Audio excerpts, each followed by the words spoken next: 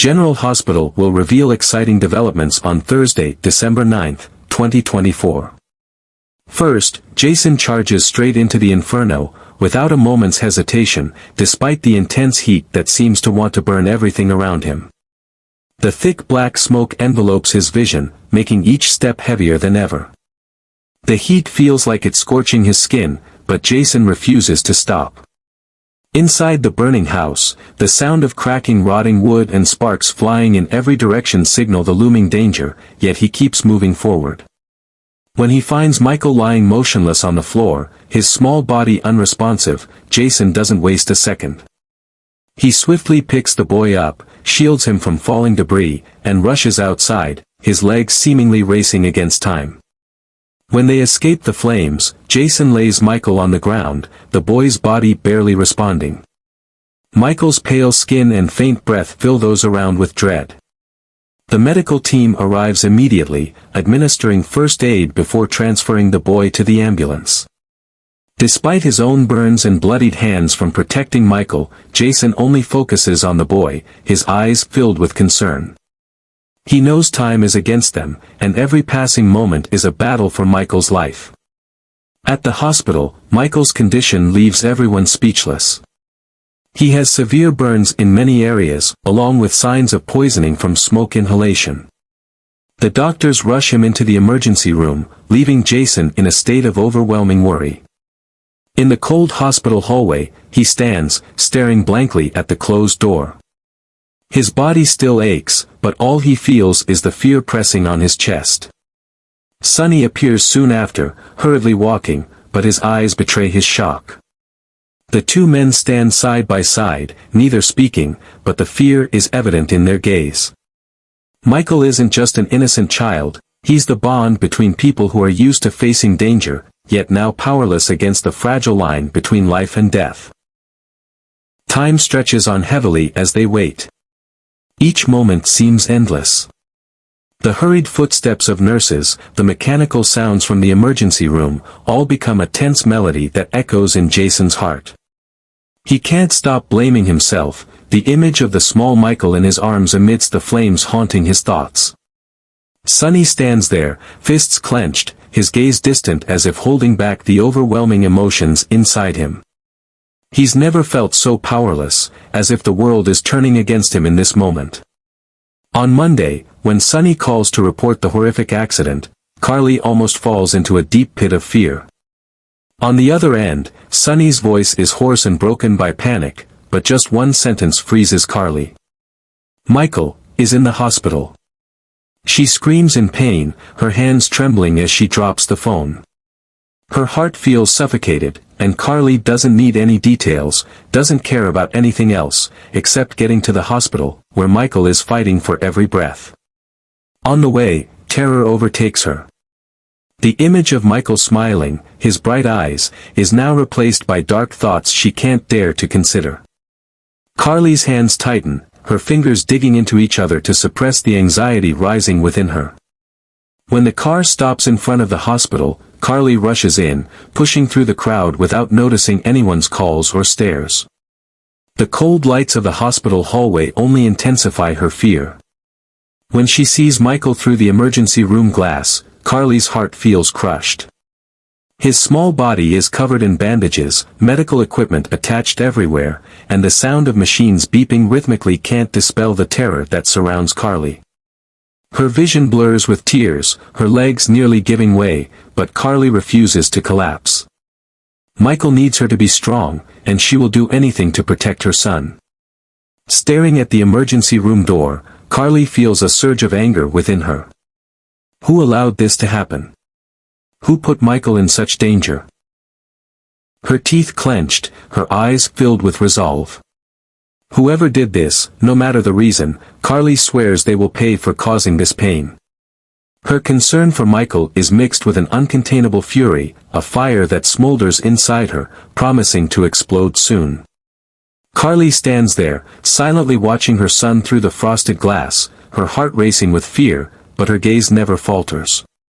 Despite the pain, despite the exhaustion, Carly knows one thing: she won't stop until the person who hurt Michael faces a mother's wrath. On Tuesday, Willow sits peacefully next to Drew, enjoying the soft sunlight stretching across the lush green field. A gentle breeze blows, carrying the faint scent of flowers, making the atmosphere even more tranquil. Drew sits across from her, his eyes sparkling as he tells a funny story, making both of them laugh together in the calm surroundings. After months of tension and chaos, this is the rare moment when Willow feels truly alive, not burdened by responsibilities weighing her down. Suddenly, the phone rings, shattering the peaceful atmosphere. The phone vibrates continuously on the table, its screen flashing urgently, signaling something is wrong. Willow picks up the phone, slowly reading the message with her eyes scanning each word. Her face suddenly changes, the smile disappearing. Michael, the one she has tried to maintain a cordial relationship with, has just had a serious accident in a fire and is being treated at the hospital. A wave of worry passes through Willow, but it isn't true fear for Michael's safety. Instead, it's an invisible pressure, a burden she feels weighing on her shoulders. She knows everyone will expect her to show up immediately as Michael's wife. Willow can't stop herself from sighing, her tired eyes drifting over to Drew, who is still telling his story, unaware of her emotional shift. Drew, with his calmness and attentiveness, provides Willow the sense of safety she has always craved. With him, she feels she can escape from complicated relationships and heavy responsibilities. In that moment, Willow realizes she doesn't want anything to ruin this peace. Instead of letting her worry about Michael take over, Willow decides to prioritize herself.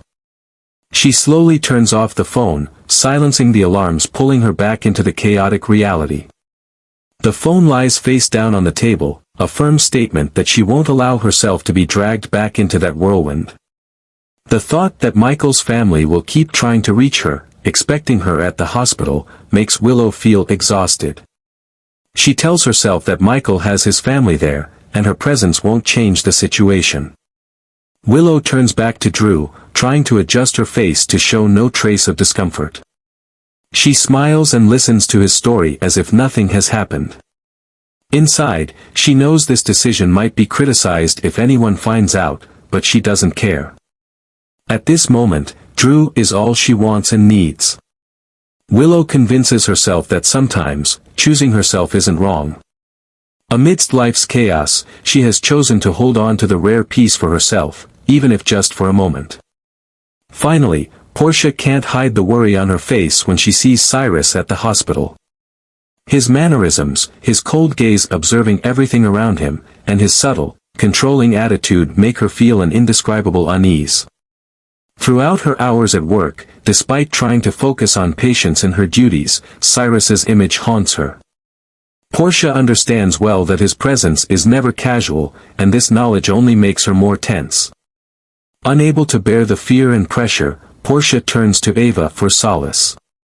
In the quiet space of Ava's office, she sits across from the strong woman she trusts. Portia's eyes reveal her unease, her hands entwined as she awkwardly recounts what she's witnessed. She shares with Ava how Cyrus seems to be silently observing everyone in the hospital, making Portia feel like every move she makes is being watched. He hasn't said anything specific, but his presence, it makes me feel threatened, Portia admits, her voice trembling. Ava listens calmly, her sharp eyes seemingly analyzing every word. Ava has faced Cyrus before, witnessed his manipulative and threatening behavior, and she knows Portia's fears are not unfounded. After a moment of reflection, Ava gently offers advice. Portia, he's very good at sowing fear. That's how he controls everything. The key is for you to stand firm and not let him see any weakness. If you show fear, he will exploit it. Ava also emphasizes the importance of protecting oneself and loved ones. Always be cautious, but don't let him control your mind. If needed, we can seek help from those we trust. You don't have to face this alone. Ava's voice, though gentle, exudes decisiveness, giving Portia a sense of reassurance. The conversation with Ava helps Portia regain her composure and feel empowered. Though the worry about Cyrus remains, she knows she's not alone. With Ava's support and her determination not to be overwhelmed, Portia promises herself she will find a way to protect herself and the hospital from the growing darkness surrounding them.